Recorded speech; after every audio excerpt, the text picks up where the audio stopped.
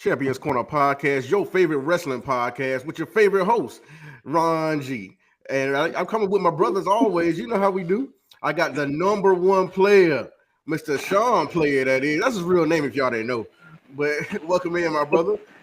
And I got the historian. He know all the facts and stats of the wrestling world, Mr. Lonnie Nesby. Welcome in, brothers. How y'all doing? Doing well, man. How are you? Feeling good, man. Feeling good, bro. Good day, bro. Yeah, man. Good Sunday going on. Got a live stream. How y'all feeling out there in the wrestling world? But we got a lot to talk about right now. We got some breaking news. I don't know if it's real news, but they say R-Truth may be released. He hasn't put a statement out, and The Miz commented on it. But we got that. We're gonna talk about that first. But I also want to bring up that we're going to talk about Bianca and the Naomi situation and Jade and all that. The big three, which is no longer the big three. I wish they were still together. Fond memories. I got it. But just 1 year, it went by fast. I mean, I figured they should have stayed together longer. But either way, we got that to talk about.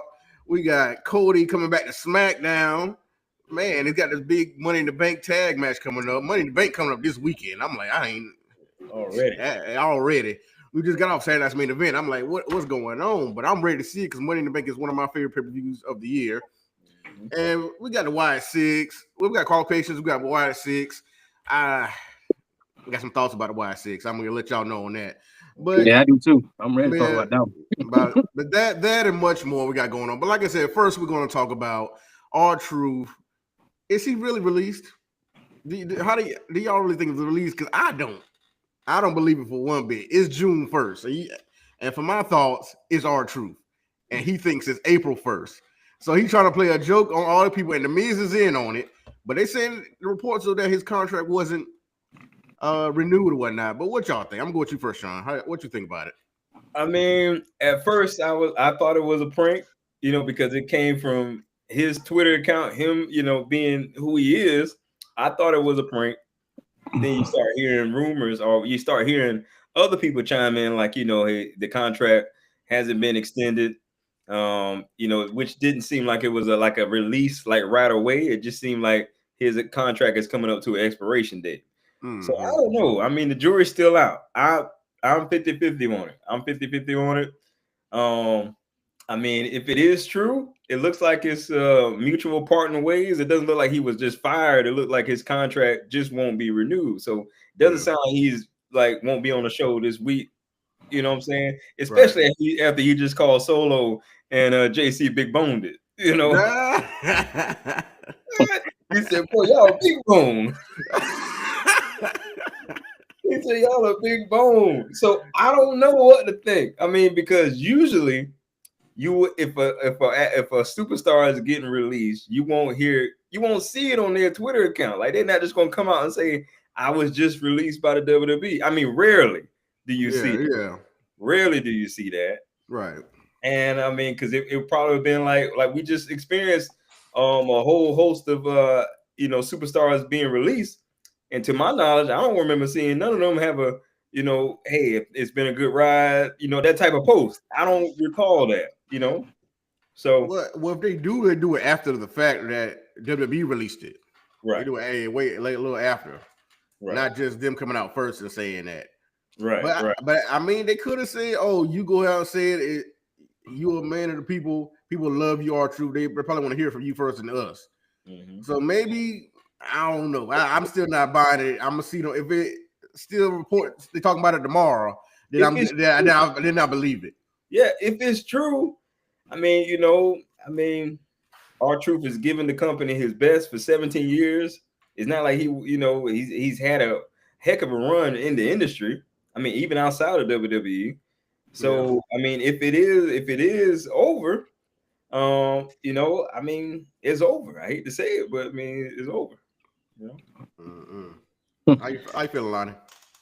Well, I understand both valid points. RC, when I first saw it too, I was like, I don't know, but to your point, Sean, it's like people just got released. I don't think that'd be the thing to joke about, though. You know what I'm saying? Like that wouldn't be the thing you post and be like, I got released. especially after like a month or so after other people that lost their job in that particular company. I mean, Yeah. you can see right now it's not the end. Sean, I would disagree. I know you probably mean with the company, but it's just a beginning for R-Truth. I think if he is really released, because man, you know how many like signings this man gonna get now? Like not so much like going to AEW or TNA or nothing like that. I'm saying like business inquiries. You know what I'm saying? Like going to these conventions and things like that. I think it's just beginning because now, you probably get to know him even on another level. You know what I'm saying? Like it's gonna open up for him. Thank you, baby. She's telling me all done. What are snacks? But Yeah, I'm but not saying it's over per se. I guess for his, whatever he wants to do. I'm just saying the door is closed. If it's true, the door is closed in WWE. I mean, but it doesn't sound like he's about to be released anytime soon. It sounds like his contract has an expiration date. yeah, that could be true too. They probably just won't work them, but then they might. But I also want to bring it to your attention. This has happened before, and two instances dropped to mind. And what I mean by this, not that the situation was as close as it was with R-Truth right now, because R-Truth hasn't been involved in any of these typical things.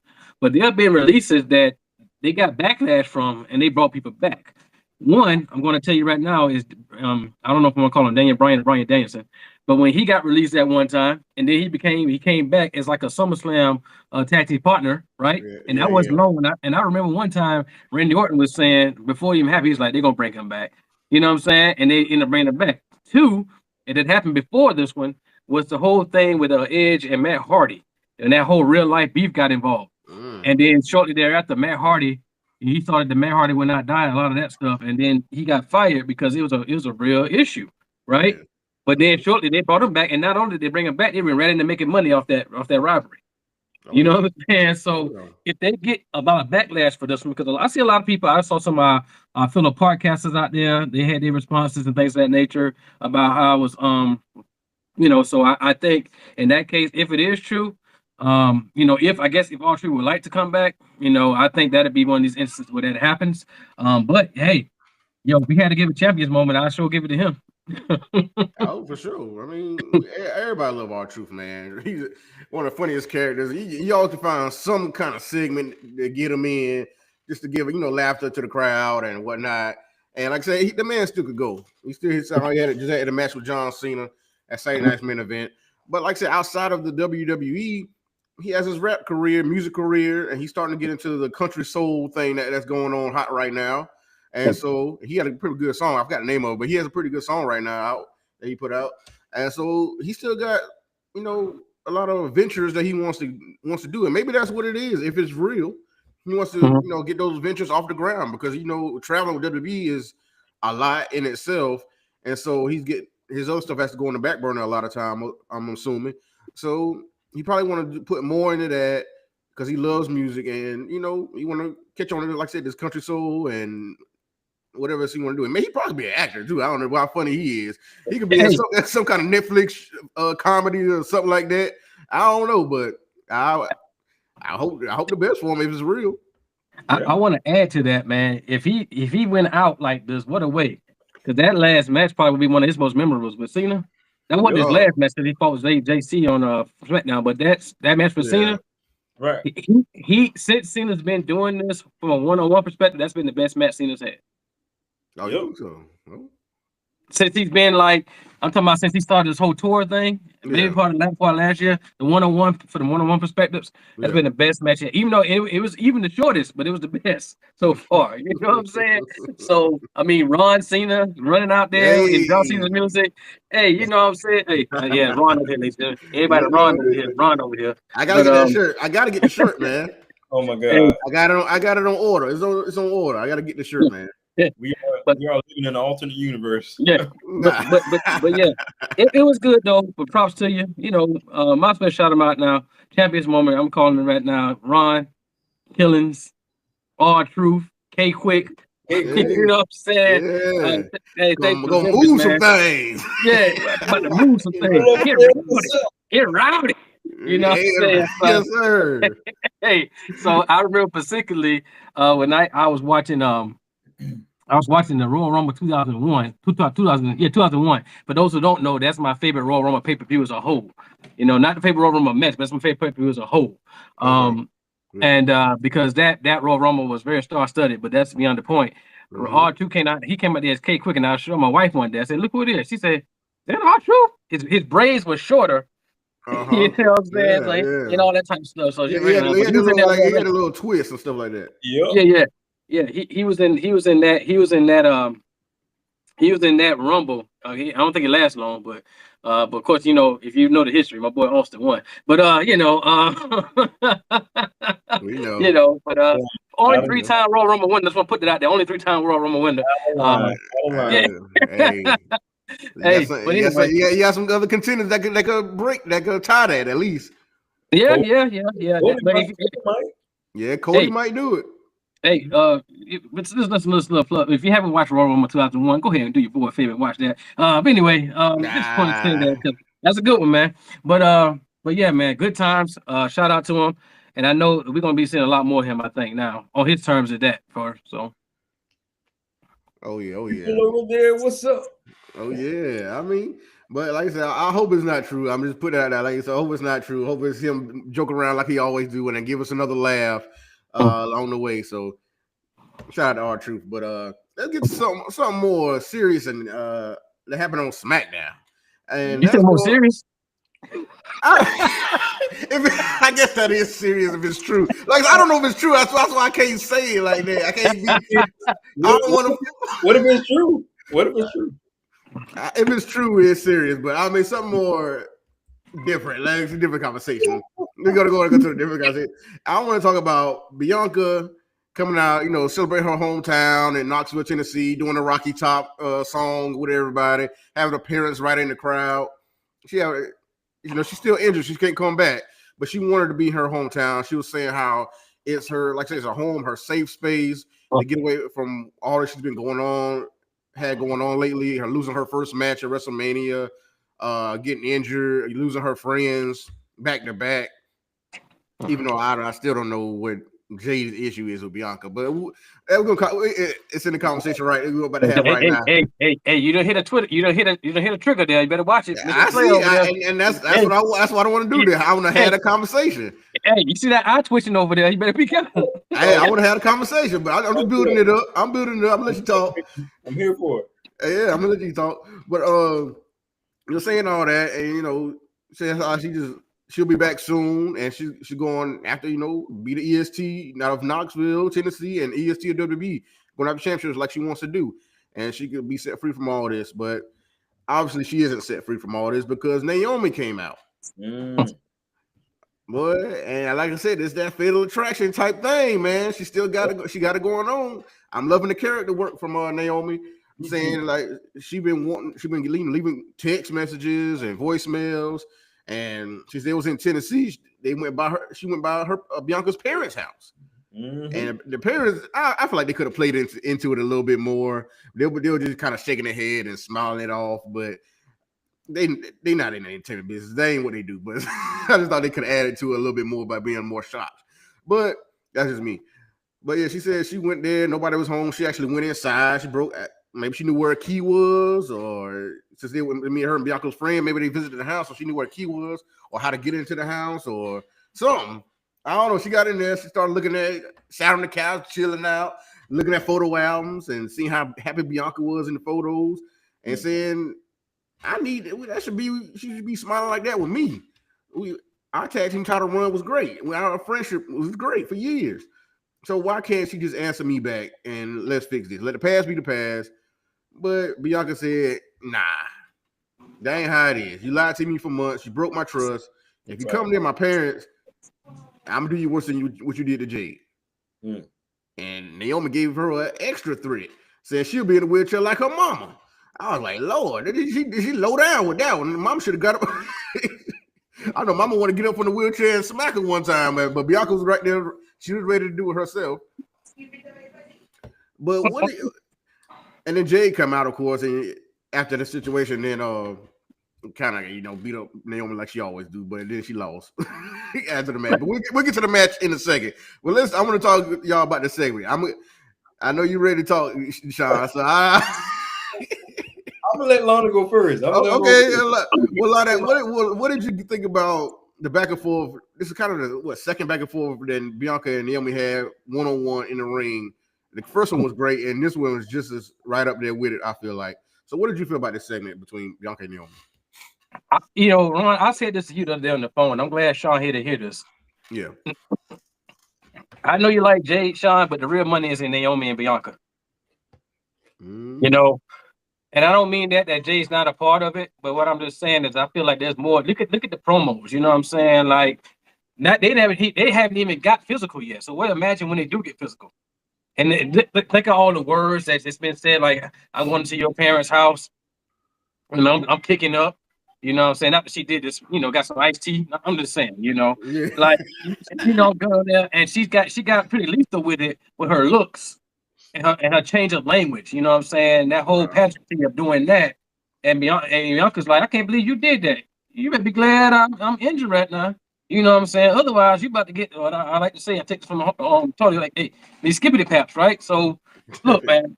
But the fact of the matter is, that's going to be now. We may talk about this later today or somewhere down the road, but I think Jade and Naomi, what's going to end up happening, because I'm going to keep back to the Jade part in a minute too. Jade and Naomi obviously going to have some, got to get in the ring again because Naomi's in the Money in the Bank, so it's not going to happen then. But you do have night champions coming up like 3 weeks later after that. And I think like 2 weeks later, you got the whole weekend in in Atlanta. You know what I'm saying? With Great American Bash, Saturday Night's Main Event, and Evolution. So I can easily see Bianca and Naomi and Evolution. You know what I'm saying? So that lets you wonder what's gonna happen with Jade. But so that's my part about that. I think Bianca and Naomi, the real money's there. That's a classic face heel thing. Now, on to Jade. I still need answers for this. Why is Jade mad at Bianca? My question is this: did Jade was she texting Bianca that whole time, telling her it was Naomi? I don't think so because Bianca said she didn't know. She said it. Naomi lied to her, right? And by that she mean like she know who did it. She just didn't come out and say it. You know what I'm saying? Type of thing. So I'm like, so why is Jade really mad at Bianca? Like what? Why? We got to, hey, look, I got to know. Like they said in Life, the movie. I got to know. I got to know. Ought to be ashamed of yourselves. First of all, not at all. Let's back up. You're right when you say the money is in Bianca and Naomi. Why? Because Jade needs a heater. It's still in development. I mean, as good as she's getting, she's still not on where that level needs to be, which is no problem. She's got nothing but time. Girl got nothing but time. As long as she stays healthy, as long as she continues to progress, she's got nothing but time. The star is in Jade Cargill, so she has nothing but time. But right now, the issue is, listen, if I have a friend that claims to be my friend, and my friend happens to, I don't know, be with somebody that I end up finding out that has nothing but ill will for me all this time. So guess what? You're guilty by association. I don't trust anybody. Your boy Austin said it best. What? DTA, don't trust anybody. So now you quote Austin. As much as Bianca would love to paint the picture like she was totally oblivious to all this, God, this is in the age of, I mean, as close as Naomi is saying that they were close, and Naomi keeps saying, hey, I've texted you. And prior to WrestleMania, she did say, hey, I wanted to talk about this privately, but since we're here, let's talk about it. What did she really want to talk about that Bianca was not really ready to talk about? So I don't believe that that Bianca is as innocent as we all need to be out here believing that she's as innocent. I don't believe that. I would put it maybe like 30% that she had an inkling or she knew something. So we don't know what the story is that Naomi wants to talk to Bianca about that Bianca keeps avoiding, other than I'm tired of you and I said, listen, I want nothing to do with you, so I'm leaving you right where you're at. So why is Jade mad? She's mad because you're guilty by association. And for further clarification, Jay's body language doesn't seem like, I got a vendetta against you. It seems like just like you guys are waiting for an apology from Roman Reigns for something he had nothing to do. You guys out here waiting for that apology. Maybe Jade is waiting for that same thing. I don't know. But that's what it is.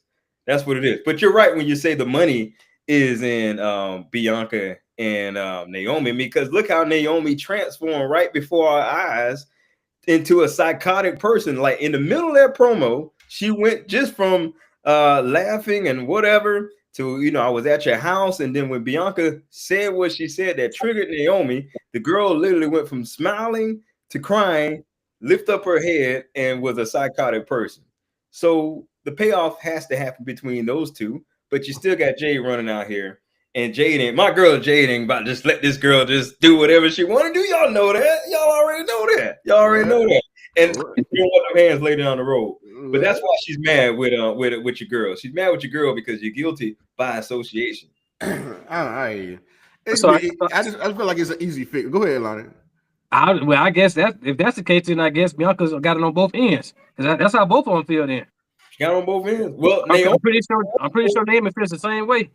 No, you know what I'm saying? No, that's not how Naomi feels. Naomi feel that she honestly thought that Bianca would just be supposed to be okay with her running her friend off pushing her friend off the platform into a car. That's how Naomi feels. Naomi feels like, because I did this for you, Bianca, you should be grateful. So I don't know. I don't agree with that. She says you should be grateful for what she did. She's saving Bianca, according to Naomi. So let me ask you this then. I hear that. So let me ask you this then. So if she's not guilty by association, so if she was not cool with Jade and she applaud her, she wouldn't be in this boat? Which one? Naomi?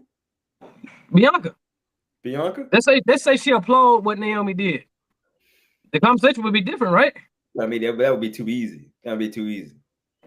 So what I'm saying is she the reason why you have a fair point, you do, and that's definitely what Naomi been saying. But what I'm saying is because of how Bianca's not decided to side with Naomi, and still saying, remember she said a couple times, I believe, you choose her over me. You know what I'm saying? Get your association, man. Like, you know what I'm saying? So that's going to turn into that. Now, I will say this about Jade, though. I think this is going to push Jade into a title picture, which is probably why they was teasing these Tiffany Strattons and Nia Jax, which I think she'll do some boss stuff with Nia Jax. Like they have a 3-month period. You know what I'm saying? I think because remember, I remember she threw out the Royal Rumble. Yeah, you know what I'm saying? I think they need that. They need that one-on-one again. Yeah. This time period with Jade and Naomi has been serving Jade. If anything, the money's going to be in all three of them when it's all said and done. So yeah. It could be triple threat Evolution. Who knows? Hey, boy, there's a lot of big matches going to come up on that, but we're going to speak on that too on this show. But I want to get. Wait, no, we go ahead and go there right now. With Evolution, because what big matches would y'all be looking forward to at Evolution? Matches or appearances? You can say both. I mean. You can think like older stars from the past, women stars from the past could come out. I would assume they did because they did at the first one. You know, that's been like I said, it was what 2018, 2017, 2018. 2018. The first one. Something like that. I'll tell you how. I'll tell you how, this is how you find out. Sean, what year y'all got married? Huh? What year y'all got married? Oh, we got married 2019. Yeah. So 2018. Okay. Listen, y'all are gonna start using my wedding as a benchmark to remember stuff. Hey, it's right there, man. Thanks to Jacoby. He may be deleted right now. I don't see him out there. I don't see him. Oh, Lord. We're gonna have him back on the show. He may be backstage right now. We're backstage. But yeah, with these women, that would be a great place to have a match like this. I don't know if it's a triple threat, but at least now it'll give Bianca a little more time to heal up from her hand injury than July, and so maybe that's when Bianca and Naomi happens. Like I said, you got the other women coming up, and Jordan Grace and Stephanie McCool. Even though I still think she shouldn't have lost the title like the way she did, but that ain't the point we're talking about. Didn't I tell you she going to Raw? Didn't I tell you? Oh yeah, she gonna be a Raw. I think she got a qualifying match on Raw. She gonna win. She's probably gonna win. And she's probably gonna win. Yeah. Because we was talking about. I told you that Liv and Kyrie Sane wasn't a qualified match. It wasn't. I don't know. Nah. All matches have been triple threat. I meant to tell you that too. Yeah. All qualified matches have been triple threat. Yeah. That was just a regular match then. Yeah, because remember, Kyrie Sane was in that match where Zoe Stark got hurt. The real wrestler. Yeah. Oh, yeah. That was a qualifying match. Yeah. And because Liv gonna be in this qualifying match with Stephanie McCoy and is it Ivy now? Huh? Is it Ivy now or no? It may be. It's gonna be on Raw. Yeah. It might be Ivy now. I believe it is. Okay. So we'll see what Stephanie does on Raw, but she's gonna be there. There's a lot coming up, and hopefully those tag team titles be on the line somewhere. I mean, they just holding them and showing them off and whatnot. I just saw them showing it off. I was watching the Netflix like showcase show called To Doom or whatever, and all the bunch of wrestlers on there, and they had Liv and Raquel on there showing off the tag team titles. That's what continue to make me think about it. That they need to defend them titles because they show them also everywhere. But so we got with Evolution. Yeah. I mean, I predict a big appearance is going to be there, but we're going to get later on that into the show who that big appearance is. But I don't know if that triple threat match. It all depends on Bianca when she going to be healed with her broken finger. So yeah. And so Evolution happens after Money in the Bank, right? Yeah. Yep, July 13th, I think. Oh, same day as All In. So I think whatever that Sunday is. Oh yeah, Worlds Collide and all that is the same day. No. Worlds Collide is this weekend. Oh yeah. That's Great American Bash is going to be that weekend. Oh, but Money in the Bank is this weekend, right? Yeah. Correct. Mm-hmm. So I don't know because I still don't even know if I got Naomi winning the Money in the Bank. I do. Unless like somebody costs her the Money in the Bank. I think my favorite is Naomi right now.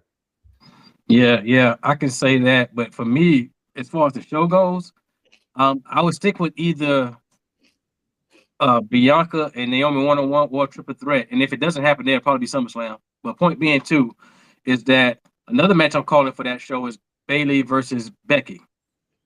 So I got Becky winning the Intercontinental Championship at Money in the Bank now.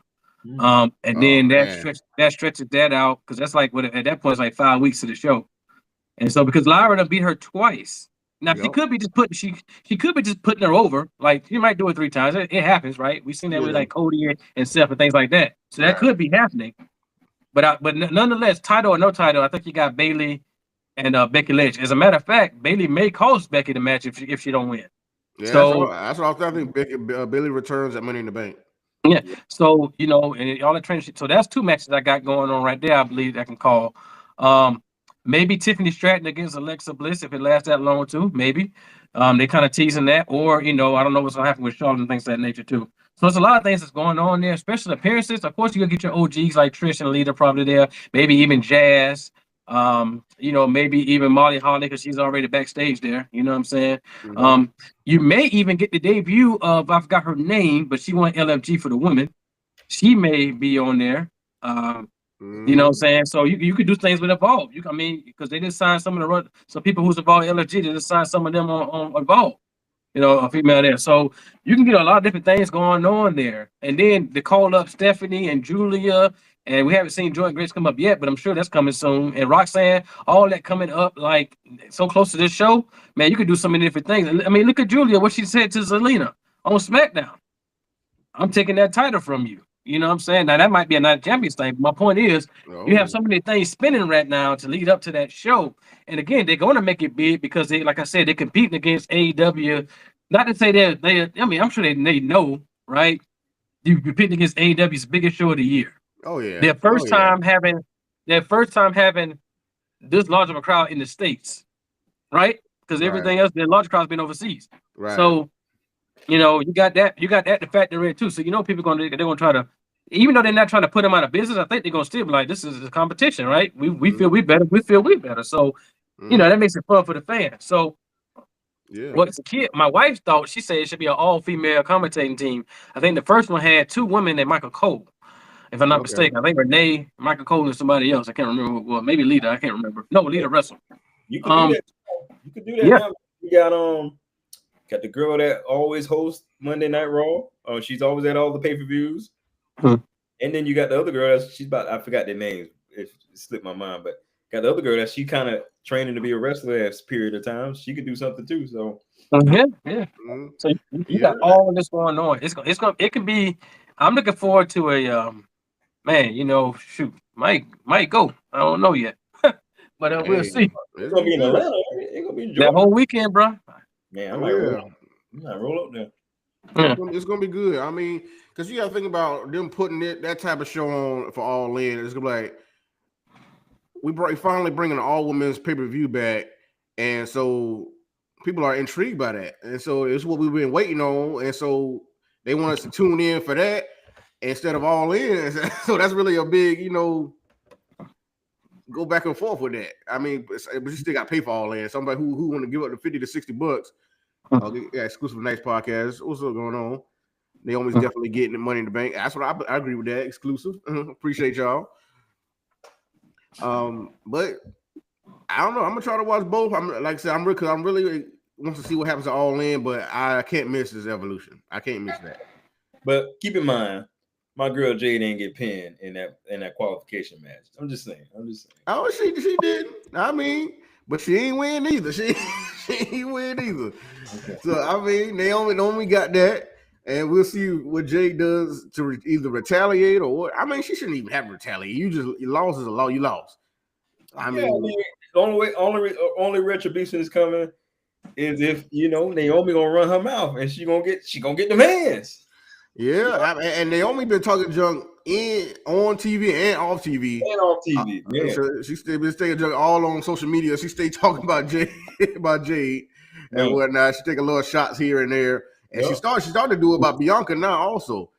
Talking about her broke finger and whatnot. Yep. And so, but man, that is what it's about to me, man. That they're telling a really good story, and it's long-term storytelling. You know what I'm saying? Yeah. Now we kind of got like what we had with CM Punk and Drew McIntyre, where Punk was injured, and they're still working this story. You know what I'm saying? I just want to know, what is it that Bianca's hiding? So I just want to know.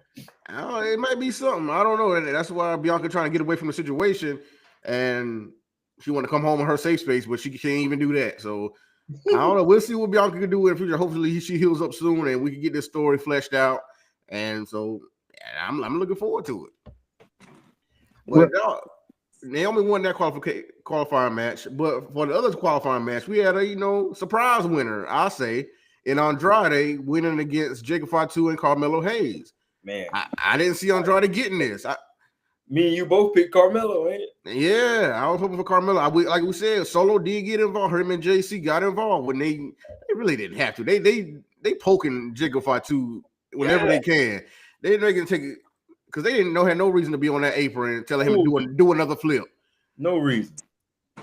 So they try to cost him moments because Jacob is not going along with what they got, what Solo has planned, or what Solo's going on. But Solo will continue in the plan because he actually wants Jimmy back in the fold. Right. And that's surprising to me. I don't know about y'all, but with all they went through, I figured Solo found JC to fill that hole of what's going on with the rest of his family. Cause he went outside the family and got somebody this time.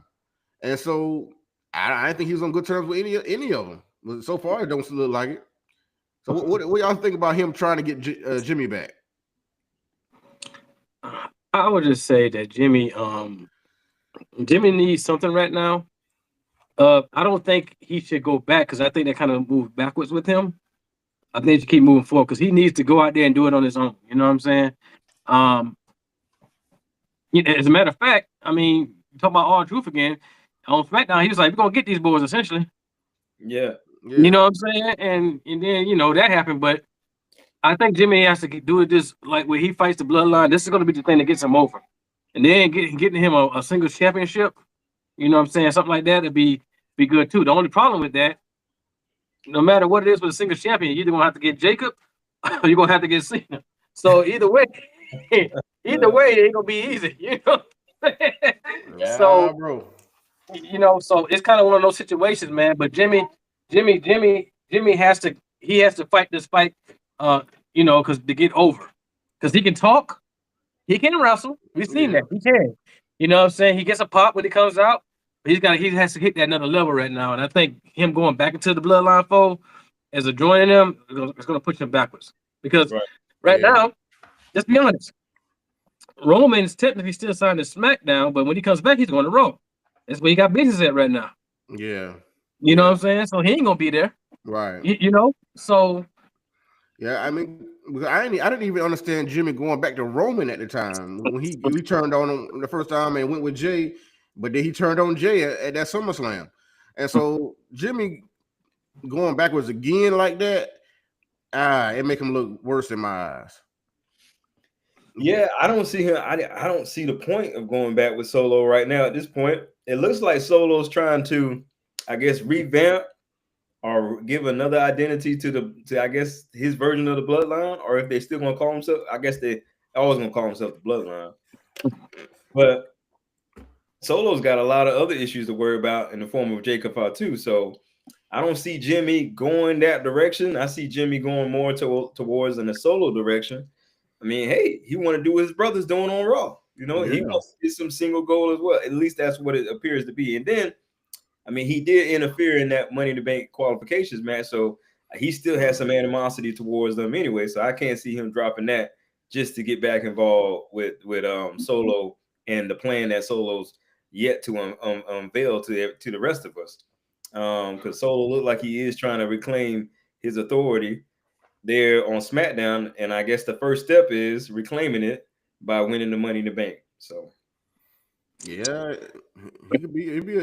he got a little shot to win it. I mean, a lot of them got a shot to win, but I feel like that thing, he's stacked, but he needs something. But the men's Money in the Bank is stacked, man, because CM Punk got a qualification on Raw. If he win, well, that men's Money in the Bank gonna be because you already got what Solo, LA Knight. And then Penta, Seth Rollins, and not Andrade. Yeah. And so we got that one final slot, and like I said, Punk win that. I don't know, it's gonna be something. But I mean, I think if Punk does get it, him and Seth might cancel each other out. Yeah. Penta, Andrade, I don't think Andrade's winning. Penta has a shot, but Solo's right there, and I feel like a heel may win. And they are better. I feel like they are better with the Money in the Bank because of how they cash it in. It's a kind of a heel type thing to do. Even though if you're a face, you could just call your match. I mean, so it could work either way. Right. But that's why I think Solo may be my favorite for the men and Naomi for the women. I think I might call that. But it's getting interesting of how these things gonna go. And speaking of like to the bloodline with Jacob 2 in that US title, we had Damian Priest call him out. Yeah. He congratulated him at first, and he was talking about how he don't like Drew McIntyre, but he loved the Warrior in Drew McIntyre. But then he talked about how much he respected Jacob 2, but he came in there to win championships. He wants to be El Campeon. He wants that to be a fact, not just a thought or a gimmick or whatever it is, a moniker. He wants that to be a fact, and he want to be a champion again. And he's been working hard. Like I said, his feud with Drew McIntyre was real good, and I feel like he should stay in that space. Yeah, he giving us good work, but I don't know if he go if he try Jacob 2. That's a match I would love to see, but I don't think they're gonna put Priest over Jacob 2 because Jacob 2 is a harder act right now, and so I don't know if Damian Priest will win that one right there. Not at this moment, unless something Solo messes that up again. I don't know when I don't know when the match will be with Priest and Jacob 2, but I don't see Priest winning that if they fight real soon.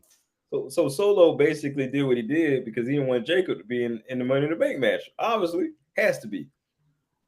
I mean, yeah, because they both got to fight to get that because that's gonna be they could both be on the ladder at one time and have that stare down. Yeah. And what you gonna do at that point?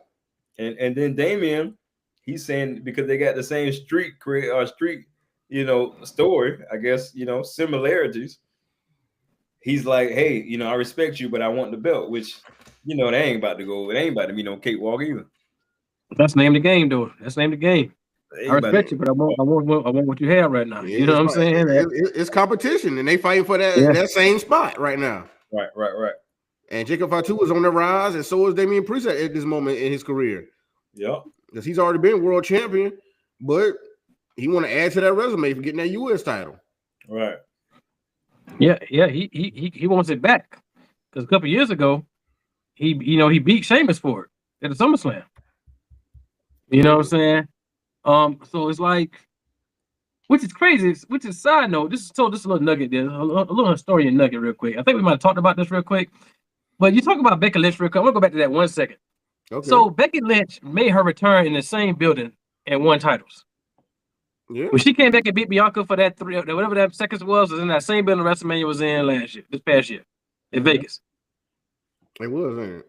Yep. You know what I'm saying? So all I'm saying is watch out when she come back to that building. But nonetheless. No, that was way out the way. You didn't want that to slip your mind. You got to put that out there. Yeah. No. Hey, ladies and gentlemen, I hope you're taking notes.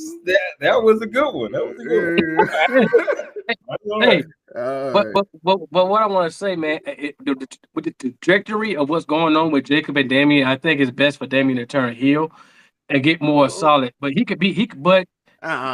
ain't no way. But think about it though. If he fights Jacob, let's say he has a program with Jacob. Look, Jacob's on the rise, man. Like he can chill, you know. And then after he turned with Solo, Damian, they had to pick in that match. They probably gonna boo Damian. Not to say a one match to turn somebody heel based on how the one city feels. I just don't feel that Damian's getting the biggest pops as he was before. Like when he first left the Judgment Day and he was fighting them. Oh man, because I remember me and Sean with the SmackDown last year, man. This dude, he had the dark match. Yep. He kept telling everybody, "This is my new family." He's talking to the fans. I haven't heard him say that in a while. You know what I'm saying? So he might need to go back here and be more ruthless. And I don't think he's going back here. The way the trajectory he's on right now and the fuse he's having, I can't see that right now. Because he just left Judgment Day not too long ago. I mean, it feels long ago. Sometimes it feels long ago, but it ain't been that long. Mm-hmm. And so, and then he just got off the feud with Drew McIntyre, who's a definite heel. And so, I just can't see that. But he is getting those reactions right now because I heard somebody who was in the building for that Knoxville show, and they said he got one of the biggest reactions. So he did. Okay. Yeah. So I can't say that I can see him going back because he just got out of the Judgment Day. Yeah, I think that when him and Jacob fight, I think it's just gonna be whoever the fans want to cheer for at that moment. Yeah, we already know. We know it's gonna be Jacob. I mean, it's probably Jacob, but I mean, but then Damian could do some damage too. That'd be like the fans they switch back and forth. Right. I don't think they're gonna boo either one. Right. It's just the fans are gonna be into the match because it'll be hard hitting, back and forth, and it's just we don't know who winning is, and that's what we want. We don't want to know who wins. We want to see how this goes. Mm-hmm. A lot of these matches, they winning this. We call this right here. Right. But with that match, I don't know. We don't know where we can go. And then with the Solo and JC factor in there, that adds another, X factor. Yeah. Man, but what happened to the Tongans? Hey, they injured right now. I mean, for at least Tonga Loa, I don't know about Tama Tonga if he's still injured. I think they're both injured because I think Tonga got injured in the War Games match. Mm-hmm. Yeah. He's one of the 2 or 3 people that got hurt in that match. You know what I'm saying? And then I think something happened whenever LA Knight took him out that one time when they walked to the ring or something like that. That was supposed to write him off for a little bit, I believe. Right. And with them two coming back eventually, I guess they really don't have a timetable for them because for Solo to be trying to get other people back into the fold, that means they might be on the shelf a little longer than we think. Right. And he knows this, so he feel like he needs a real crew together to get what he wants, especially going into Money in the Bank. Mm-hmm. And so right now, I would love to see them back, but like I said, ain't no telling when that's going to be. Right. Well, let me ask you this then. Let me ask you this real quick. Okay. So we talking about. So Jacob hasn't lost a match yet, right? Pinfall or submission wise. Mm-hmm. Right. So he fight Damian the first time. We probably say Jacob will win, right? But that was talking about Damian Priest. But to the points of the bloodline always interfering, what happens at that point?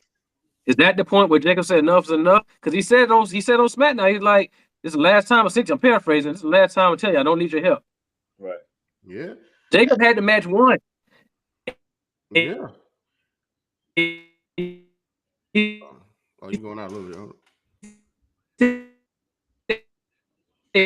Hold on, Lonnie. I can't hear what you're saying. Hold on. Yeah, he's going out there. Hold on, Lonnie. Let's see. Yeah, hey, how you? Somebody. I'm trying to hear what you say. Hold on, can you hear us? Hold on, Lonnie. Oh, he went out. Okay. Right, but what I think he was saying was, I don't know what you're trying to say. I'm trying to figure out what he was talking about. Oh no! Let's see if we get us back.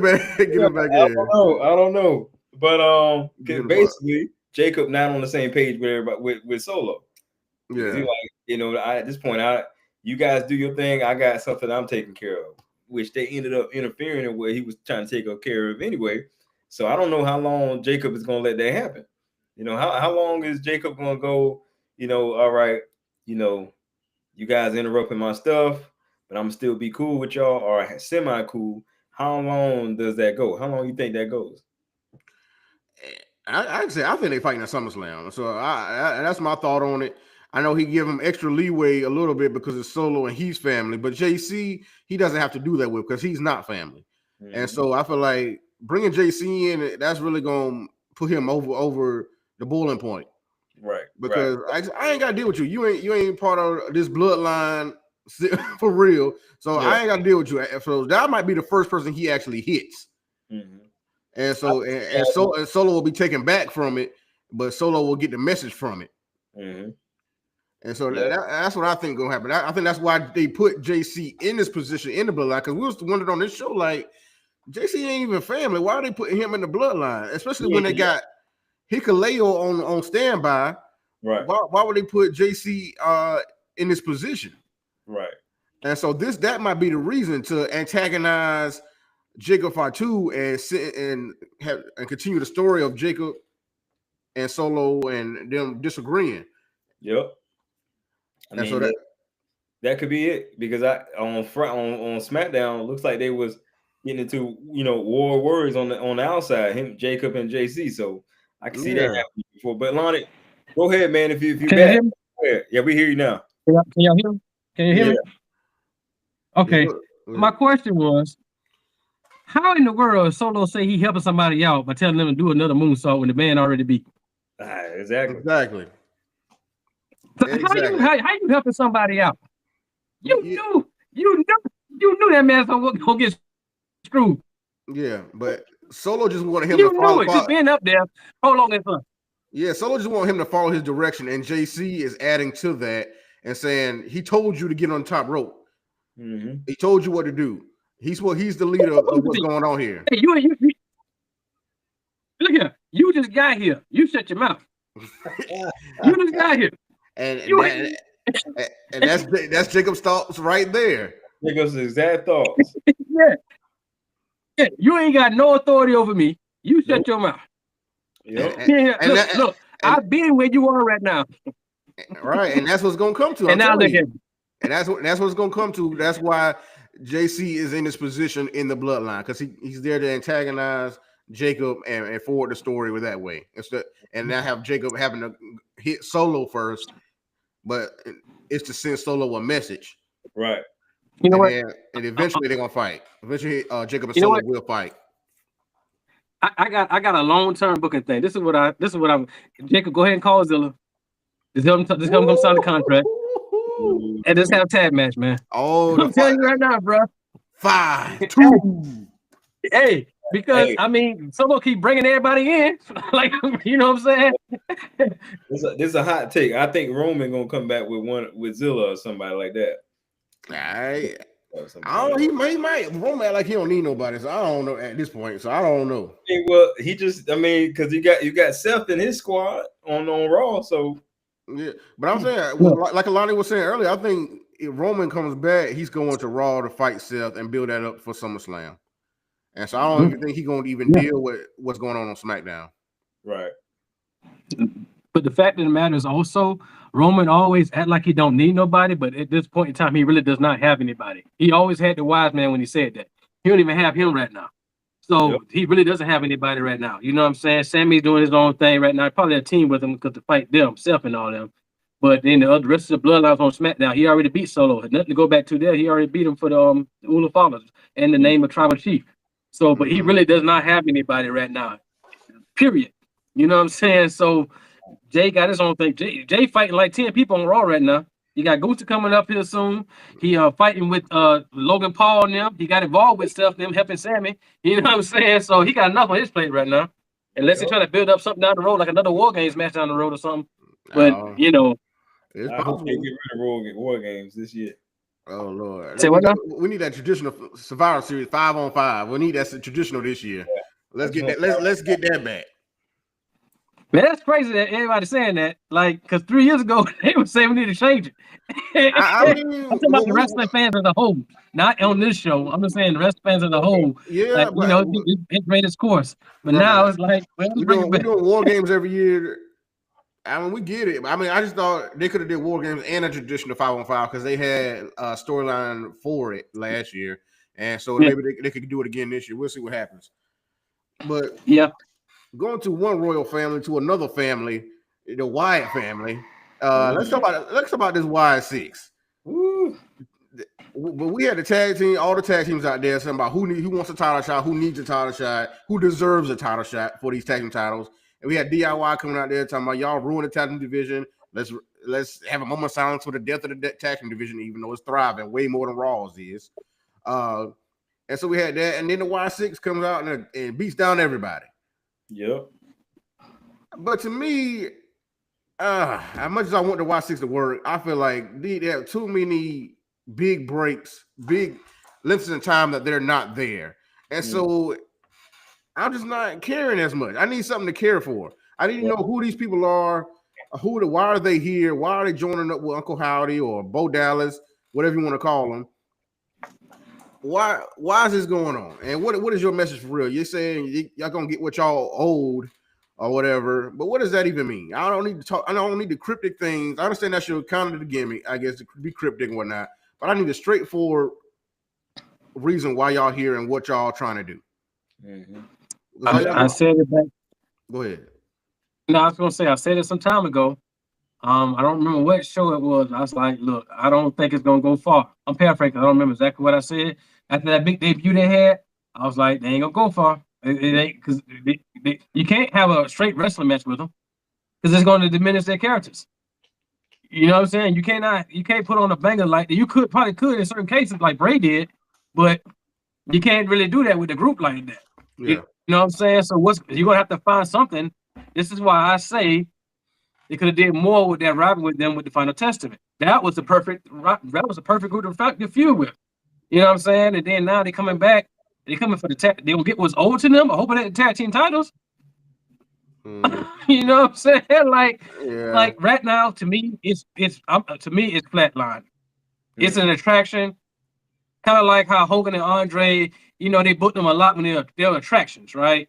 Yeah. So they didn't show up all the time, but when they showed up, they drew money and things like that. Yeah. But what I'm saying is, but in this particular case, the sort of difference is they're an attraction. You can't oversaturate the market with them because it's not gonna work. So you have to bring them up here and there. Now, granted, last time I think there was an injury involved or two, so they couldn't bring the whole group on there. Yeah. But you can't bring them on there every week like that because again, it's gonna oversaturate. It's like, well, this ain't what it is anymore. You know, unless you're in the building and the lights go out. You know, but what are they gonna do? Beat down people again? I mean, the fans get excited when they do see them, and I think they still could have been on TV even when they're hurt because they don't have matches that much. Mm-hmm. Even if they're attacking somebody a little bit, I mean, the whole group ain't got to attack.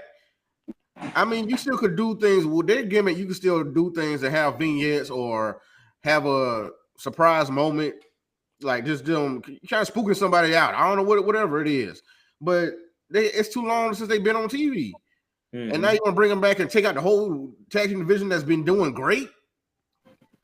I don't know, man. I don't know. I think bringing him back on Bray Wyatt's birthday was, of course, befitting. Yeah. That way. And I mean, the way they came in was total shock to me. They were the furthest thing from my mind to be interjected into that match. So, but now, like what you guys are saying, but where do they go from here? They always have a good start, but it's like, who do you put these people up against? They're so left field to where you just can't have a regular group go against them. You almost got to make a group similar to them, but in another way, just so they can battle each other almost. At least everybody in the ring got gimmicks. You know what I'm saying? NXT. Or it would have to be not even in a ring. It have to be bring back the boiler room test style matches, or maybe like a grave style match, something to where even the match itself has a gimmick around it. So now it's not really like a regular, pinfall submission type match. Maybe it can be a buried alive, something, I don't know. So I think that's how they should be booked. They should be booked more in those type of sceneries, like you did Mankind, like you did Undertaker back in the day. Yeah, I agree with something like that. Yeah, I definitely agree with that, because I think that's what they need. They need something that fits their gimmick and fits their style. It fits a story that they're trying to tell. And like I said, we need to know what story they're trying to tell. What are you here for? Why are y'all together? What are you going for? And who you after? Yeah, and go after who you felt did you wrong. I think now, because in the beginning it was like who they would look like they were trying to go after people that, I felt that, because they were saying like there was outcast or whatever. Since Bray passed, they lost themselves. They didn't know who they were and stuff like that. So I think that's the direction it was going in. But I think somebody got injured, so that kind of just went to the side. So now I'm just interested to know, because being on SmackDown could work for them, So yeah, but like I said, it's how many of y'all? It's like what, 5 of them? 5 of them. So you can't just have them go after the tag team, because that's just 2 people. No, I mean, so you still pick a tag team out of the group. I'm saying is, no matter who's injured, with somebody else in this group can make something work and have something going on. And that will, especially if it's somebody other than Uncle Howdy, that'll flesh out their story about why they're here and why they're with the Wyatt family and what Wyatt family wants to do, why 6 wants to do. So, like I said, if Uncle Howard is injured, Bo Dallas injured. Okay, cool. Go ahead and tell a story with Dexter Loomis. Tell a story with Nikki Cross in the women's division. Bring in Alexa Bliss. Alexa Bliss ain't doing nothing else. I mean, well, she's doing something now. She's Money in the Bank, but she's still taking breaks here and there, even though she just came back. She's still taking breaks. Yeah. And she wants to do that stuff.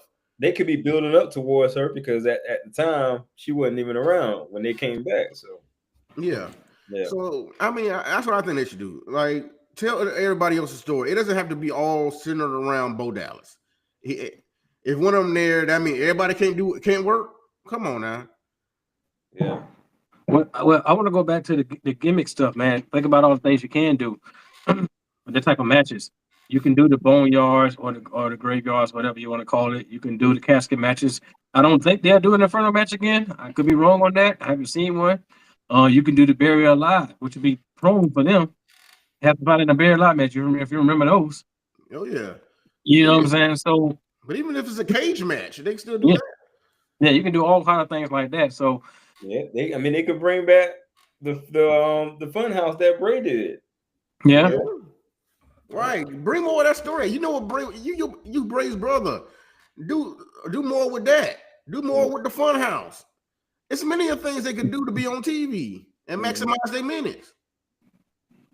And tell that story. I think they're leaving a lot on the table. It's just not working right now for me. And I don't want to get to the point where I'm cringing when I see it, because that mask the Bo wears, I really don't like it. It's a new mask. Look like it's a different mask. I don't want to keep changing it. I don't know. I'm just not feeling it. I just think just show him. He just get a new mask. So, I don't know. It just need to be Bo Dallas with a hat. Something. Oh, I mean, what's his real name? I can't think of that. Just go with your real name. Really, that's what I think. I don't like them calling him Bo Dallas right now. Yeah. But oh no, we'll move on from it because I don't want to continue to be frustrated about that situation. I just wanted because I was already frustrated with how they did with Bray Wyatt. Because Bray Wyatt, it was great, and he's gonna be a legend for always. Rest in peace to him. But they left a lot on the table with him also. Hey, we were talking just now. All of a sudden, Jeremiah popped up slowly from back there. I was like, wait a minute. I said, wait a minute. At first, it looked like one of them little dolls. I was like, wait a minute. No, not in this house. There I go. Not in this house. Oh, Dallas heard us over there. Nah, not in this house. But the way he got on so slow, I was like, whoa. Yeah, he ran in behind me. He ran in behind me and got in that chair. Okay. Yeah, I think it can work, man. And I think they came out such in a big production way in the beginning to where we just kind of expected that every time they came about. Yeah, I did. I mean, that was their best moment since they've been back to the debut. Yeah, but I think they started so high. It's like, where you go from there?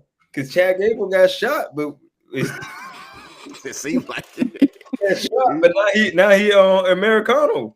Yeah, Lord, he had to change his whole gimmick up. I mean, he had to change his whole gimmick up. He's like, hey, make sure these jokers don't find me again. Right. So I don't know. We'll see what happens. But as far as we got Money in the Bank coming up. I want to talk about this tag match. We had a big face-off on this SmackDown, and where, like I said, Cody came out there first talking about how he's been feeling since WrestleMania. Yep. So he had a friend and talking to like, was I a great champion? And I feel like he was. A lot of people was down on Cody's reign and whatnot, but I feel like he really holds his company up. Even a professor on this show said, I miss Cody when he was gone.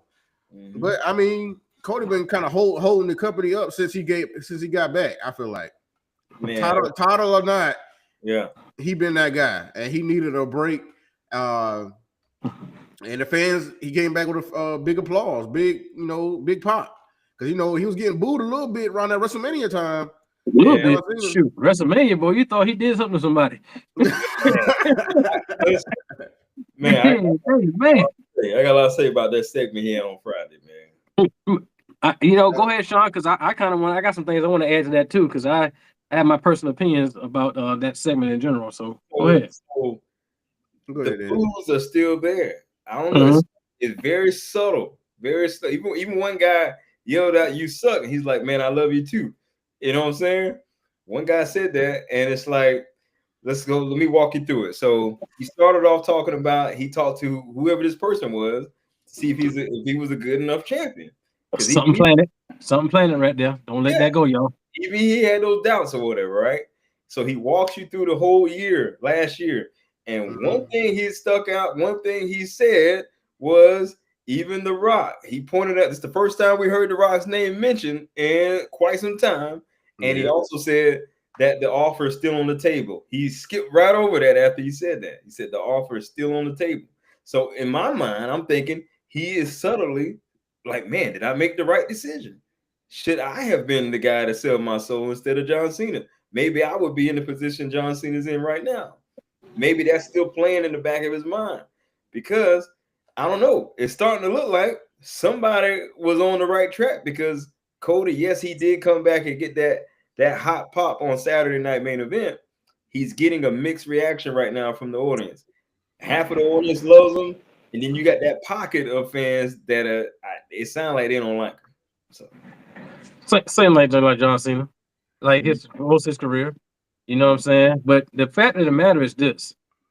I think in this particular point, Cody's heel turn is inevitable. And the reason I say that is because Cody is probably going to be the one that beats Cena for the title. Yeah. Because I don't think Cody's ever beaten Cena.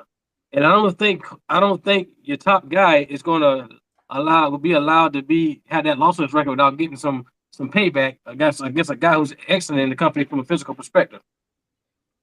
So the people still love Cena. So I think Cody's going to be the one. And I think that's why he dropped that seed about The Rock again. And then, to me, now I'm going to do a long-term book. This is me just doing this, and it may not happen, but I'm just saying. And then I'm gonna come back to the segment of the tag team promo there. But if I'm thinking this, Cody does something to Cena, gets the title back, that caused Cody to be a heel. Maybe him and The Rock join. I don't know, either or. And I think at that point you get CM Punk and Cody Rhodes next year at WrestleMania. Now, that's a long-term booking down the road because they teased that earlier this year too, right? They always teasing things, right? Yeah. But back to the tag team thing. Now, I honestly think after Cody said what he said, saying that I will never make this mistake again. I would attack aggressively. I'm just paraphrasing. I don't remember the exact words he used when he hesitated and didn't hit Cena with the belt or whatever. Yeah. So he said, I'm not going to do that again. So he said, what can I do? And this is when I started hearing more of those boos. And he brought Jey Uso out. Boom, boom, boom. Mm-hmm. And Cena comes out to some boos, but to some cheers, right? Oh. And then he brings Logan Paul out, comes out to all boos. Oh yeah. So I think that whole back and forth with Logan Paul, Cena, and all that talking that whole time was kind of flat, in my opinion. I don't think it was. I think it was flat. I think it's flat because Cody and Jay just sitting there. Which part? When Cena and Logan Paul were kind of interchanging, like talking, cutting promos. Oh yeah, because I don't think Cena like Logan Paul anyway. I think he's setting Logan Paul up. Yeah. I don't think it was flat. I just because the crowd was reacting a lot. But they were insulting them though. Yeah, but they were insulting them. And that's part of it. But I don't think. I wouldn't say flat. I just don't think Cena believes all the stuff he's been saying it. Not just this night but I'm talking about since he turned heel. I don't think he believes much of what he's saying, but he's trying to hold on to this. I think that's fair. I think he believed all that. The first promo we had. Yeah. He got it off his chest. Now you feel a little bit better. You know what I'm saying? But I do believe. Oh, wait, okay. What I mean by the flat, I just think it just seemed awkward. You know what I'm saying? You trying to tell. I think I heard this on a different podcast, but it's true. Like you trying to tell Cody Rhodes and Jey Uso, who's making a lot of money, that Logan Paul paying their bills. Right. Who's barely there? Well, wait. What else was he gonna say about Logan Paul? Logan Paul lost to both of them 1-on-1 already. Well, I mean, he had to embellish a little bit. I mean, what more is he going? What more can you say about Logan Paul, a person that practically is just? I mean, I hate to sound this way, but he's given the right opportunities right now because of what he can, the eyes he can put on the product. Right, and that's why I say he's a privileged. He's a privileged wrestler. Yeah, I get that. Social media. But I mean, I honestly don't think that that John Cena. I think John Cena might end up attacking Logan Paul too in the match. Who knows? Well, you see, they was already arguing on this show. So they wouldn't even know. They still ain't. As long as they talking like they are, but they not on that same page at all. No. Yeah, you know. I think Logan Paul should stop inviting people on this show because every time you seem to do that, he end up feuding with them. It's part of it. It's part of it. It's to get that chemistry up in the ring. So they talk. I get it. But I'm just saying though. I mean, after that back and forth, and Cody hit that jab at him, what you gonna polish his peacemaker? And Jay had dropped the mic and like, that was the money shot right there. That was the money. And then you go into the battle, you know what I'm saying, them fighting. I just felt like it kind of maybe it just went a little longer in my opinion. I was like, I just wasn't feeling the whole thing. They had moments, I just wasn't feeling the whole thing. I'm like, why I seen them putting Logan Paul over like this? He had to. I'm like, I think he had to put Logan Paul over. Yeah, right. I mean, just at Saturday Night's Main Event, he was just calling him a YouTuber, and he said if he won a title, he would ruin wrestling. So now now this week you talking about he's the hustle, loyalty, respect like I am. So here's the guy. Like, come on now. Yeah, I don't know. I gotta wait and see, I guess, because I just was like, oh man, this is just somebody trying too hard right here. Yeah, and it's like John. I feel like John. I love John Cena, but he's trying so hard to be a heel, and he just can't get booed. And he tried his hardest to get booed. I don't feel like he tried. Hey, who that sound like? Who's it? Who turned heel mistakenly? Who mistakenly turned heel? Oh, Stone Cold in 2001. Stone Cold. Okay. Yeah. Yeah, he trying so hard to be a heel and talk junk, and the fans just cheering him every step of the way. But that ain't his fault. That's not his fault. It's not, but you trying hard right now. And that's what he's been telling y'all all this time. Y'all toxic relationship. He's been telling y'all this. It don't matter what he do to y'all gonna love him, which why he feels he can do what he want to do. I think John Cena. I think he's a great heel. I'm loving it. I mean, I'm loving it. I don't know, but I understand like line. He's talking about Cody and Jay. Oh, Cody, you want me for my fame, and Jay, you want me for my money. Hey, both of these dudes got both of those. Come on now. You know what would have been better is if he said Cody. He said, "I'm disappointed. I'm looking at wannabe John Cena in Cody Rhodes." Yeah. If he had said, "I'm looking at a wannabe People's Champion like The Rock out of Jey Uso." Right. Yeah. I was actually expecting him to say wannabe Roman Reigns. Yeah. But he said John Cena again. So I don't. But yeah, him saying The Rock for People Champ. Yeah, that would have hit hard too. Mm-hmm. So it's a different words John Cena could be saying in these promos that have made it hit harder and make it feel real or whatnot. But I don't know. It's all right. I still want to see this tag match, see how it's gonna play out. Like I said, the match I don't care. I just want to see the moments afterwards and in between moments. Yeah. Well, you would think after this thing, since Cody came back, you would have to assume, one would assume, I should say, that Night of Champions should be Cody and Cena. Yeah. Because if they're gonna have a tag match right now, why separate them? You know what I'm saying? At that point, unless something really big happens. But I mean, because obviously Cody might lose there too. Wow. And that might really send him over the edge there. You know what I'm saying? Like, come on, you calling yourself, think about it. You calling yourself the best in the company. You're the quarterback, right? Yeah. The announcer calling you quarterback, but you can't be the guy who's on his way out. I mean, it ain't like John no scrub now. I mean, there ain't nobody calling John a scrub, but John's on his way out, and John has said out his mouth he can't keep up anymore. Mm-hmm. He said that out his own mouth, which is one of the reasons why he's retired. I'm not saying John a scrub by any means. All I'm saying is from that character's perspective, you calling yourself the quarterback, right. And yet you say you having trouble beating the guy that's heading out. Right. It's not having trouble. It's just like John Cena's using these heel tactics to beat him, and he hesitated, and now he's saying he won't hesitate. But if he loses again, it'll look bad on him. Yeah. The first one I understand. Well, I didn't understand because he just could have put the belt down and punched him or did something. So that was still Cody's fault. Yeah, he made a wrong decision, and he stood up to that. He said, "I won't hesitate. I won't make that decision again. I'm back for what's mine." But in the second match, oh boy, if you lose this one, depending on how you lose too, I don't know, but he might look bad. It'll have to be some interference if he's going to lose again. I think it should be somebody interfere. That way we can't say John beat him, clean. You know what I mean? Yeah. And it would make sense for another match.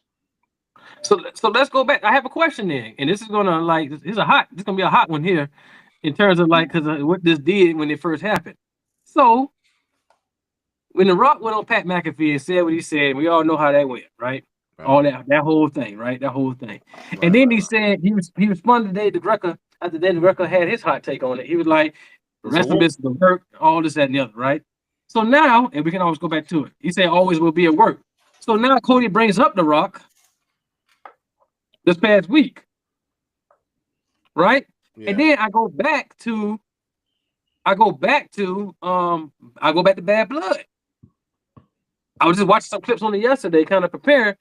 When Solo and I think someone was like, when The Rock showed up at the end, when Cody and Roman were going, they was teaming up against Solo and Jacob. Like it's part of the plan. He on our side. What does that mean? So we still have a lot of unanswered things going on there too. So if Cody becomes The Rock's guy, right? Because Cena's on the way out, so The Rock's gonna need another guy, right? Mm-hmm. He's gonna need another guy. I think I don't think it'd be the self crew. I think that's a little too much. I don't think you need all the people with him, But what if that's the case, man? What if that is the case? You know what I'm saying? Like, I don't know, because what the Rock, he seemed like I said, since he been this year at least, he's been all over. Well, I don't know, since before WrestleMania 40, he almost been all over the place. Yeah. And so we don't know what exactly is going to happen. And he said, take you on a ride. I'm like, where are we going on this ride? I'm getting in this car, but I still kind of don't even know where we're going a little bit now. Come on now. I know you want surprise. I love surprises and whatnot, but come on, let's have something consistent because, like I said, in all purposes, he should have been at WrestleMania. Yeah. I mean, on paper, it made sense. But then, because people felt like he's supposed to be there, blah blah blah. People speculating that it might have been some rift between the company, might have been a rift between him and Triple H. What if this was just purpose by design? What if it just how it designed to make the moment when he does happen, and the moment that all of us are speculating and thinking about happen, to make it that much better? I don't know, but people would have been a lot more happier if it was him instead of Travis Scott at WrestleMania. I'll tell you that. Yeah, especially for the main event, I can get that too. Especially for the main event, nobody really, expect that. But I was happy Travis Scott got his receipt though. Yeah, in a way, yeah. But I would say, yeah, I understand that too. I don't know, man. I just feel. Now I heard. Now I don't know how true this is. I heard that Travis Scott was supposed to be in this tag match and not Logan Paul. Originally, I heard that too. Yeah, I'm glad. Glad it didn't work out that way. No, I want to see it.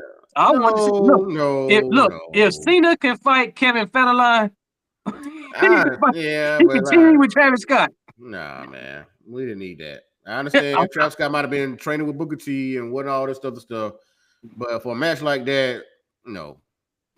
This is a better fit.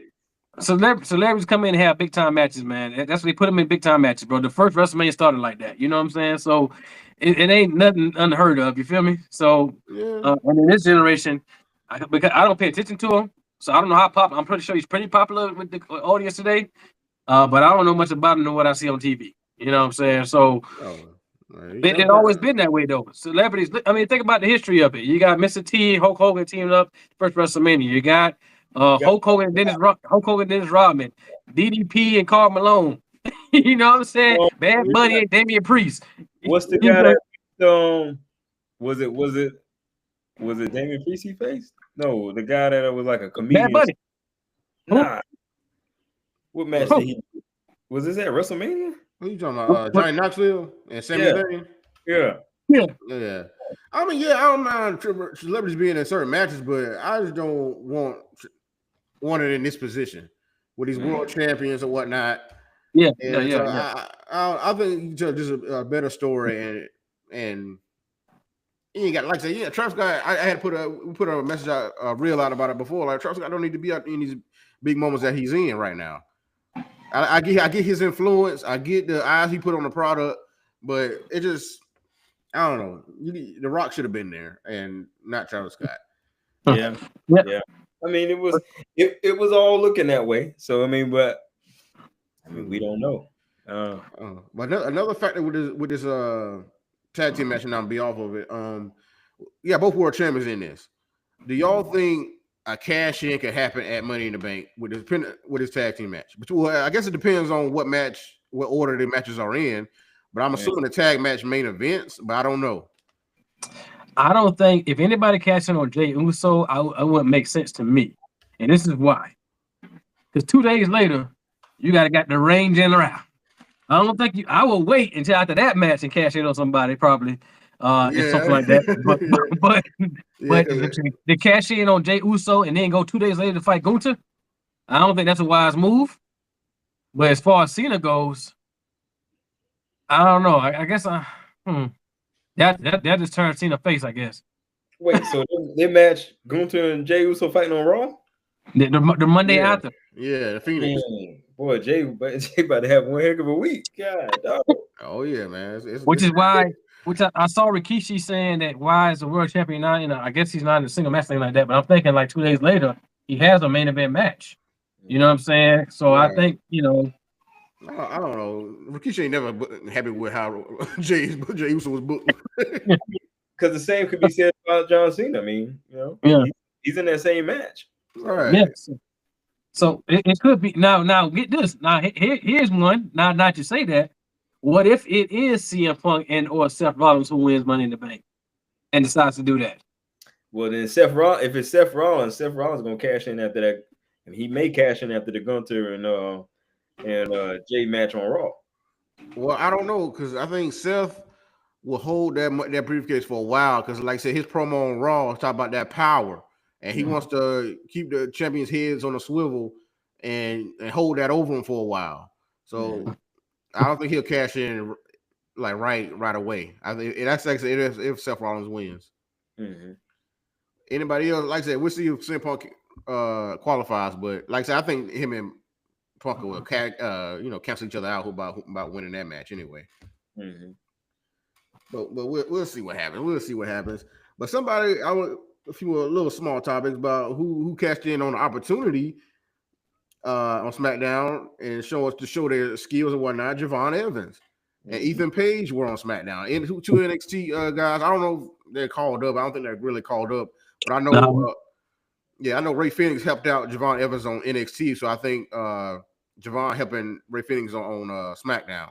Yep. So I think that's just what that was, and they just wanted to showcase Ethan Page and who he is. And like I said, I think he's a good fit for SmackDown already, and he's the North American champion now, so he's still gonna be down there for a little while at NXT. Mm-hmm.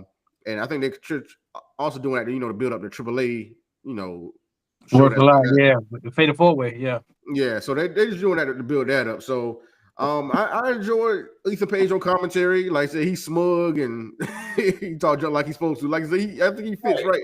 He fits right in, and Javon never showcased his skill, even though he lost.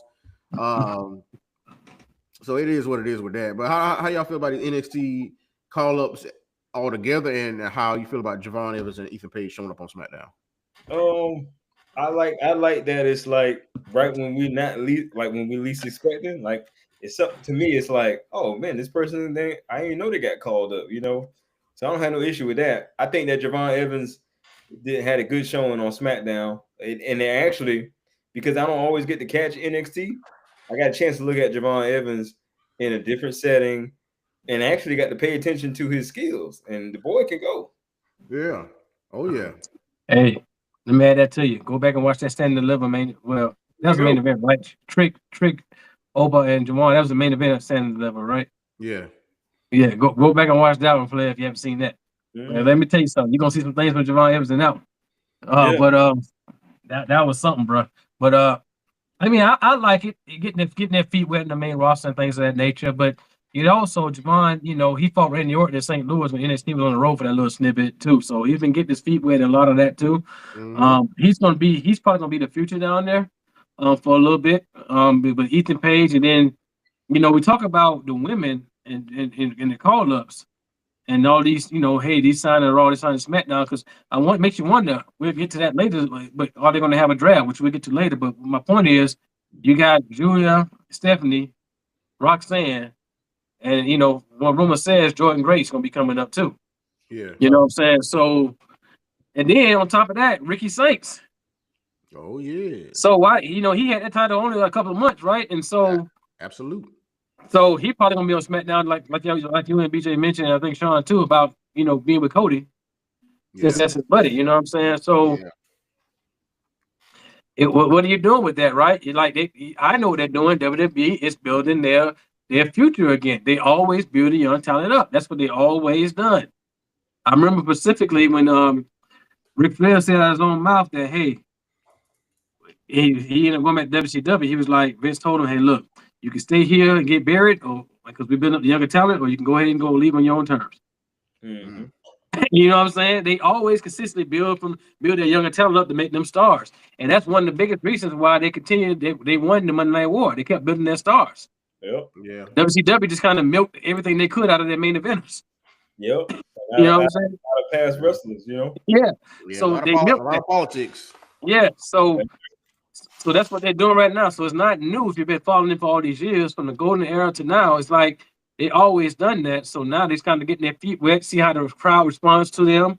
You know what I'm saying? The only people going to really respond to people who know NXT. If you don't know NXT, you're going to be like, who is this? Like, but now you got Fraxium on there. Fraxium it was a big deal in NXT. You know what I'm saying? A big deal. Long Reign Ing, not maybe not the longest, but Long Reign Ing tag team champions for that time period as well. You know what I'm saying? So man, it's a lot. So, and then having this young talent from like AAA and then to try to come in as well and things of that nature, and then doing these partnerships with TNA, building all this young stuff, man. And then you got WWE, ID, and man, they building the future, bro. So you're gonna see a lot of that stuff happen, especially from these younger stars. Mm-hmm. Oh, very much so. And evolve. So all that they're ushering in the eras, man. LFG too. Yeah. Yeah, and they like I said, Evolve just crowned their first women's champion. Yeah. So a black Yeah. woman, black queen out there. Connie, Yeah. or what's his name? Yeah. So I gotta look it up. that's my whole thing. And I know we're not talking about it, but I gotta add, I think we always ask this question. I just think that's the one thing AEW is missing, man. Other than some stories in here and there, but they really building their younger talent to secure their future. So many. I feel like they are. Like they just got to book them right. They own television. They there. They showcase their skills a lot. But like I said, that story is what you're gonna get. Gonna get you to love these characters, to love these people that you're trying to book. Cause think about it. Like as good as Austin and Rock was, we remember their story. We remember the beef. We remember all that more than we remember anything else. You know what I'm saying? All right. Because like I said, they had some bad matches. Some of these are bad matches if you go back and look at them. But we remember how we felt when we saw them come out and what they did in and out the ring. You know what I'm saying? So the matches it's great to have great matches, but we need memorable moments, memorable stories, and memorable characters that we fall in love with and we take with us for the rest of our life that we're gonna watch wrestling, Yeah, you appreciate this, RC. Austin and Rock might have been the main event, but people probably remember the Kurt Angle match. You know what I'm saying? Yeah. Like things like that. You know what I'm saying? Or back at that time, Jericho, or things of that nature. So I think that's always a thing too. Like, I don't know. We touched base on it really quick. Maybe y'all said it real quick when I kind of got logged out there, but Mariah May is on her way to WWE according to the sources. Mm-hmm. You know what I'm saying? So now, you talk about moments, and they're speculating on when she's going to debut. Is it going to be at Evolution or it's going to be before, so she can have a debut match at Evolution or something along those lines? Yeah, I got her coming in at Evolution. That's what I got. So wouldn't that be something on the same day that Tony Storm and Mercedes Moné, the two most popular women in the company? I told us to RC yesterday. I think that is the best match they can deliver right now. I don't mean that nobody else can't deliver it. I just think that's the best match they can put out right now on paper. Tony Storm versus Mercedes Moné. Because they're both over. And not to say, like, again, that this is for everybody listening. I'm not saying that they can't do anything else, but to me, right now, that's the best match they can put out on paper. Yeah, I mean, it's a big match, and so they could be that main event. Is them or Hangman and Moxley? Either one of them could main event all in. So we just don't know. Like I said, it depends on the finish of one of the matches. That's who's main events. Because if Moxley wins, I think Tony Storm and Mercedes need the main event. But if Hangman wins, I feel like Hangman and Moxley should main event because you want to see the crowd home happy either way. Mm-hmm. Or at least on a good moment, a good shocking moment, or good something to get them talking. But them Moxley winning will take the air out the room. Much as I like Moxley and whatnot, but people just don't like this Death Rider story, and so just don't end with that. How all these other pay-per-views building up to this have ended, and people have been disappointed. Yeah, man. Death Rider's got that whole. They got it on the vice grip right now. Yeah, and like I said, Moxley is a great guy, great character, great wrestler. But it's just people not feeling what's going on right now, and not just as you a heel and we just don't like you. It's just like we don't want this. Yeah, and we're gonna tune out if it's on, or if it continues to go this way. Mm-hmm. And so you want something, a guy who's searching for redemption and trying to get his family back, his self back, and get that championship back on screen and in the company. You know what I'm saying? And so that's the story for that guy to come back and get his redemption and overcome what he's been going through for the past few years. and they also have a story within that with him and Swerve getting on the same page for that. And you already got Ospreay on the same page and trying to get them together. And Ospreay and Swerve are going for blows, but and trying to make this happen. But I feel like eventually it will happen. And like I said, it's a Cody-esque moment. Cody Rhodes finished the story moment for AEW. Mm-hmm. And that's what you need, bro. Mm-hmm. Especially at your biggest show at All In, that's your WrestleMania. That's the moment to do it. Right. So it's on them if they do it. But as far as like, I'm gonna watch that and I watch Evolution. Like I said, if Mariah May decides to show up on that show, or if they decide for her to show up on that show, it'll be a great counter to All In. That'll be huge. Yeah. So because I mean, Mariah May. I mean, you know, it just goes to show. Like, I heard a podcaster say, like, that's one of the things that AEW is always going to run into, no matter what doors AEW open for a particular talent. If their dream is always to be in WWE and they get a chance to do that, they're going. You know what I'm saying? Yeah. Rightly so. I mean, I didn't know that Mariah May, she did some stuff back in WWE, you know, before we knew who she was, like some backstage stuff and different things like that. Yeah.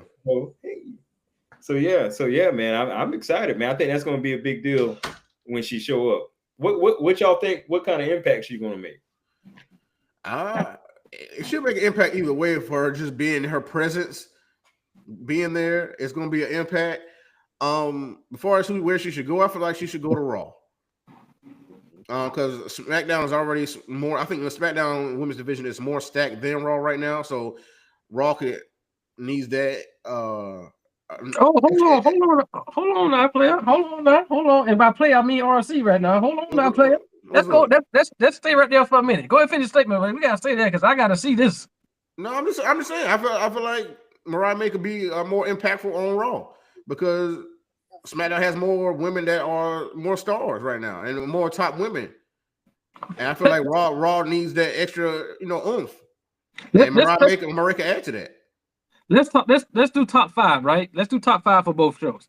So for SmackDown, we got Tiffy, we got Jade, Naomi, Nia, and probably Bianca, right?